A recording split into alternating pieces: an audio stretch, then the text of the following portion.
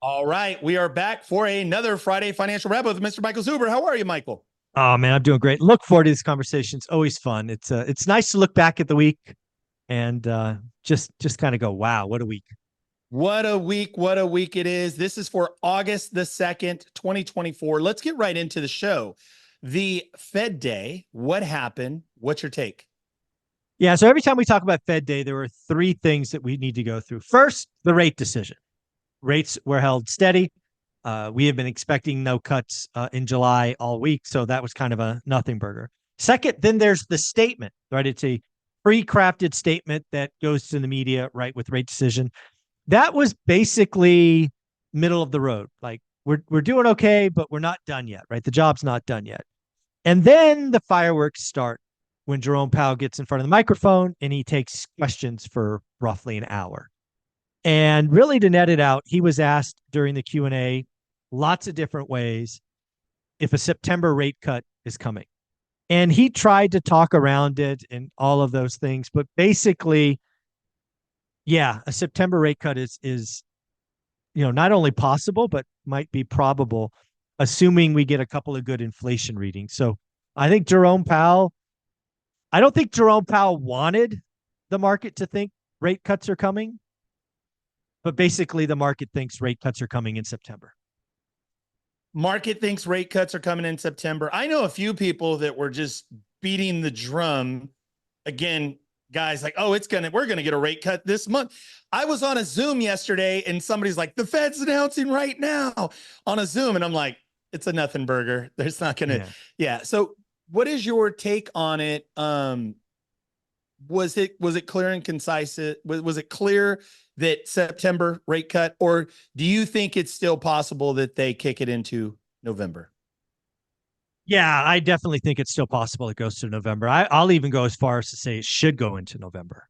I don't think Jerome Powell wants to be yanked by the market, right? And if you want to talk about being yanked by the market, the 10-year note went down like 8 basis points yesterday. It's down 12 today. The 10-year note's under 10%, or I'm sorry, under 4%.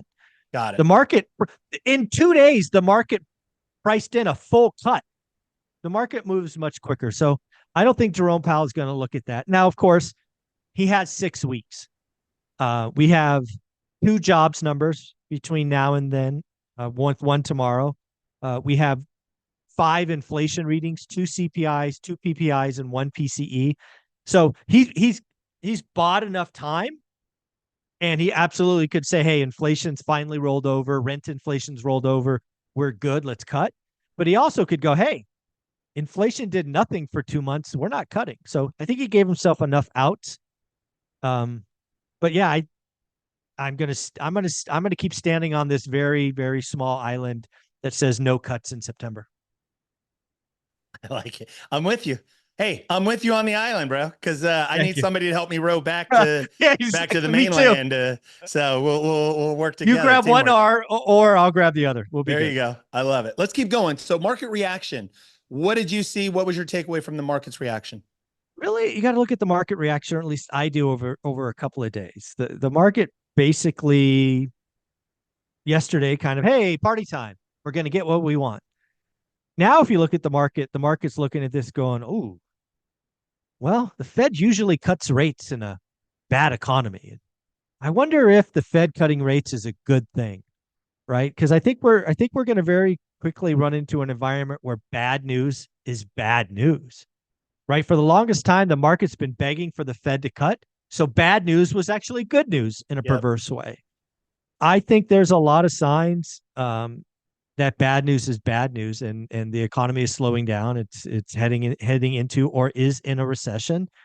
And I mean, look at the CEO of Wayfair. CEO of Wayfair basically said what's going on in home goods today is great recession level. What does that mean? Nobody's buying stuff. Right? The consumer's out. Now, is he out because they're scared? Is he out because they're broke? Who cares? They're not buying. And the CEO of Wayfair is like, problem, problem, problem. Very interesting. Very interesting. We'll talk more about that. Let's keep going. Let's talk about jobs. What did you see this week? Yeah, jobs numbers, jobs.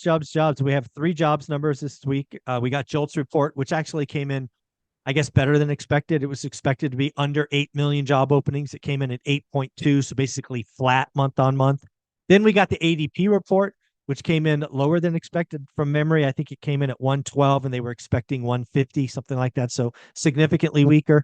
Big numbers tomorrow, though. And tomorrow's, I think, expectations like 180,000 jobs created, and they're expected to keep the unemployment rate at 4.1.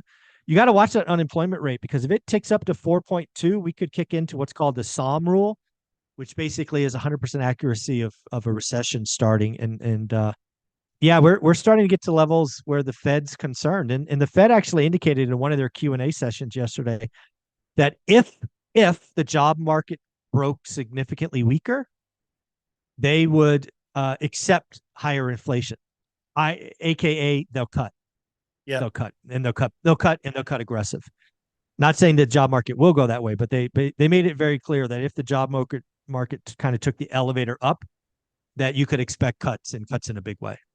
The elevator versus the stairs. Again, a Michaelism. Spot on. I love it. And also too, just for the viewer, the listener, we're recording this on Thursday. There's a big jobs number announcement on Friday, which is August the 2nd. Let's keep going. So let's talk about in terms of weekly unemployment, your thoughts. Yeah, the weekly unemployment number, we're going to have to watch this. This is now trending in the wrong direction, or again, maybe it's the right direction, depending on your slant. We were in the low 230s, 220s for 6 to 8 months, it seems like. This reading spiked to 249, right? So we've jumped out of the 230s into the 240s, almost into the 250s. And this is something now we've got to watch, right? I don't think the Fed gets particularly concerned until it's over 300,000. But this can move very quickly. Thank goodness we get it every week, so we get that kind of drumbeat or heartbeat. Yeah. But yeah, you got to watch that weekly claims. 249 was a decent jump this week. Very interesting. Okay, decent jump. Very job market too. You've been saying that. In fact, I feel like this year we've really emphasized on this show how important that jobs will determine how these rate cuts and what's going to happen next in the economy, the consumer slowing down. Let's talk about specifically real estate, pending home sales. What happened this week, and break it down for the listener. Man, I actually had to wear my swing and a miss, which is a shirt that I wear when I make a call wrong. I will celebrate with a shirt called Nailed It when I get it right, but I'm not afraid to be wrong. And so I wore that, I think, on Wednesday. And basically the call was I expected pending home sales to be negative. Yep. The experts called it to be slightly positive. It actually came in way positive, like up 5%.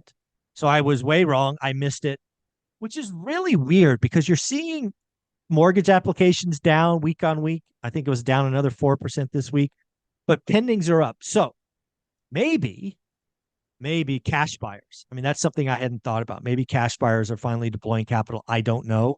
But yeah, dude, pending home sales shocked me that they were higher, and I was wrong.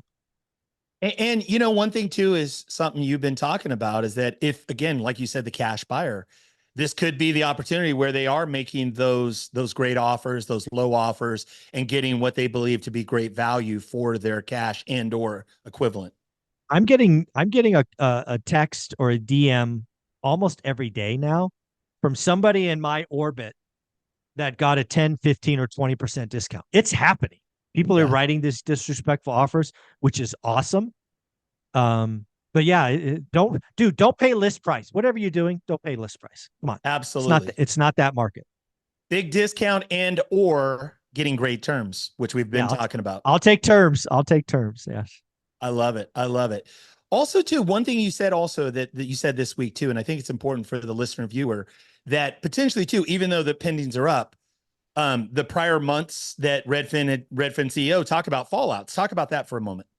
Yeah, we had record fallouts. It's a great, again, just because something goes pending in real estate doesn't mean it closes. And the previous month, so this would have been for June. We don't have July data yet. They had a record fallout of almost 21%. That's 1 in 5.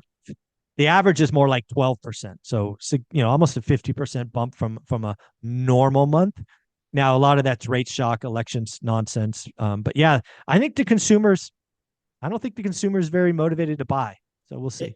As you're breaking it down, I'm giggling a little bit because I had deals that went pending fell out a week and a half later, but then we put them back pending.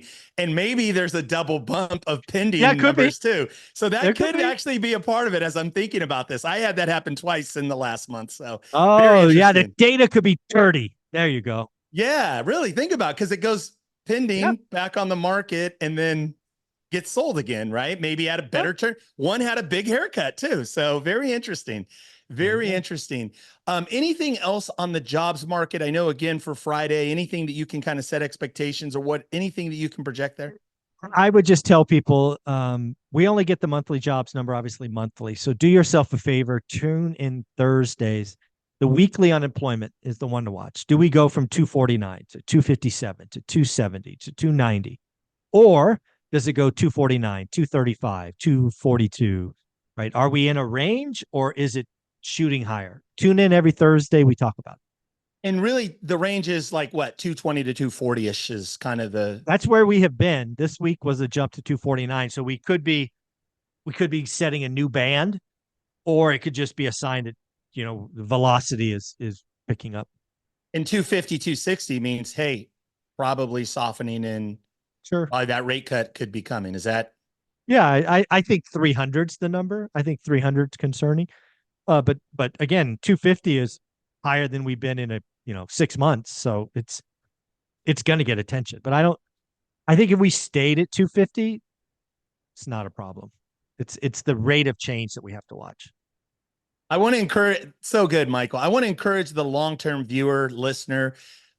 You're starting to get it. I'm starting to get it, Michael. Like even knowing that 220 to 240 is the range. And then now, as you say, 300, that makes perfect sense. I love it. I love this, what we're doing. Talk about what's going on in the school community. And you had a big announcement. We've got a big thing coming up in February. Make that announcement. Share with the folks. Yeah, we'll do the February announcement first. We are doing the second annual ORAT celebration. The first one was a wild success, 300 plus people, a lot of great feedback. We're making changes. We're putting the agenda together. I'm going to be feeding everybody this time. We're doing 6 hours of networking. That's really the difference between VIP and general admission. And yeah, tickets went on sale for general admission today, August 1st. They are now on sale. Ty has the link. He'll put it in. I'll put it in. But yeah, it's the best place to be because everybody speaks our language. Everybody does the work. Nobody on stage sells anything. Yep. It's just, again, I will do the same thing where the presenters get 30 minutes on a topic that I help with and then takes Q&A from the audience. I will record it again. So if you go to the event, you'll get a copy of it for free. I'm just going to do everything that worked last time and then tweak some things where I got feedback to make this one even better. So I'm super excited. We're gonna pack the house at over 400 people. And it's a 3-day weekend, President's Day weekend, Valentine's Day weekend, Las Vegas. A great time to be in Vegas, a fun time, Saturday, Sunday, full content. Nobody there. The thing I love about your audience is that nobody's there pretentious. Nobody's there arrogant, showboating. It's everybody just come as you are, be yourself. Let's network, let's share. Everybody there is go-givers. It's the biggest go-giver community. It's one of the biggest go-giver communities out there. I love it, Michael. Anything else you want to share about school? What's going on with school? Yeah, school, man, we're rock and rolling. I want to be a top 100 school today. I think we're top 725. I think there's 12,000, so we're working our way there. School really ranks you based on students and interactions. So we're over 210, I believe, students today. We are seeing more and more interactions. Sign up, $20 a month, weekly calls with millionaires, 2 different accountability groups, possibly a third one spinning up. You get all the free educations on, I have 11-week boot camp or 10-week boot camp. You have a 6-hour master class. Anna Kelly gave her 3-hour economic 101 thing. It's hundreds of dollars of value a month for $20. But more importantly, it's a community that you can count on, that will support you, that you can interact with. And there's not another community like it. So I look forward to being a top 100 school soon. Soon, baby. Get involved with school, $20 a month. Take it for a test drive. Get involved. This is the fun part of the show where I want to throw some curveballs at Michael. It's new. Let's try something new. We came up with a segment called Boohoo, or Yahoo? Boohoo is in bad news, sad, like you're crying, boo-hoo-hoo. Yahoo, like whoopee, Yahoo, like something to celebrate. So we're going to do a lightning round, Michael. Are you ready for this? Yeah, this is gonna be fun. Let's give this a shot. Longer days on market. Yahoo! Okay, higher interest rates. Boohoo! Okay, the Fed cuts rates in September. Boohoo! Okay, all right, boohoo, why? Because I think it's a sign that the economy is breaking. Recession. Recession. Okay, soft landing. Yahoo! Okay, all right, in the February event. Yeah. I love it. That was fun, folks. Get involved with school, $20 a month. February event. Tickets are on sale now. See a link in both on YouTube and or in Facebook. Michael, thank you for all that you do. Have a great weekend, my friend. You too, buddy. Take care.